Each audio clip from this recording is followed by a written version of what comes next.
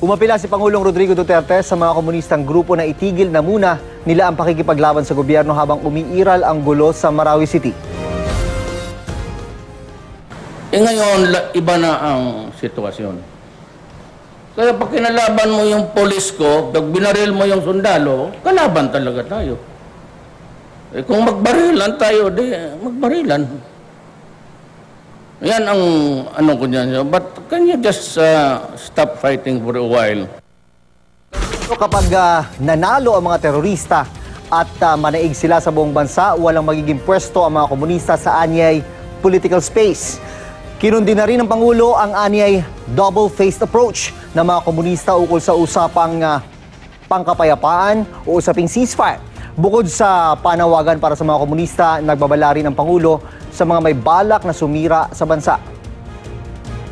Look, for all, sa lahat, military, civilian, police, religious, when I was mayor, sabi ko, do not destroy my country.